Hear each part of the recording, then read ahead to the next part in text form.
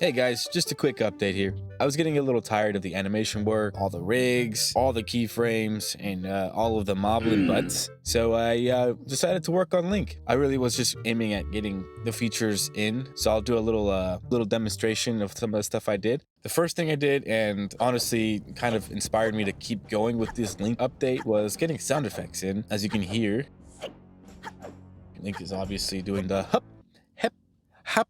And of course, I got the water sound effects in, so now he splashes when he lands in the water, and he also makes noise whenever he, uses his arms, whatever that action is called. So yeah, sound effects really added to the vibe here. To be honest, it was kind of bland and boring, as I'm sure you noticed. But look, I can only do so many things, okay? After adding sound effects and polishing out some of the swimming logic, I decided to try my hand at the auto jumps. Primarily the auto leap that he does. I'm sure you guys know. Link, prior to Breath of the Wild and Tears of the Kingdom, never really jumped. Instead, if you detected a ledge to leap from, he went ahead and did it. There was not much control over it. That was the first part I wanted to add, and I think I did a pretty decent job in getting that in. There's still a lot of work that needs to get done to it. Like, I don't really have any countermeasures for this, so in some instances, if you're running against the wall, it will detect the fact that there is no floor, because obviously there's no floor behind this wall, so it'll think that it's time to leap. Essentially, what he'll start doing is he'll start jumping on the wall, like against it. So it's just a funny looking glitch that I'm not really paying too much mind to, because I don't actually have anything to deal with walls yet, so I just need to add some wall logic for Link, and I haven't gotten that far yet. All right.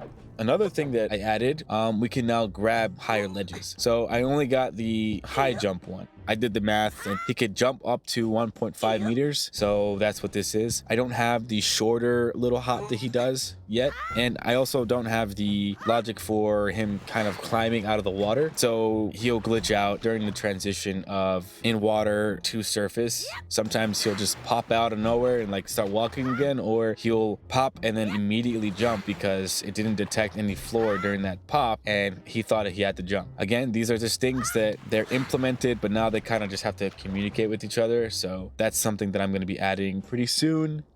Oh, how could I forget the biggest feature of all?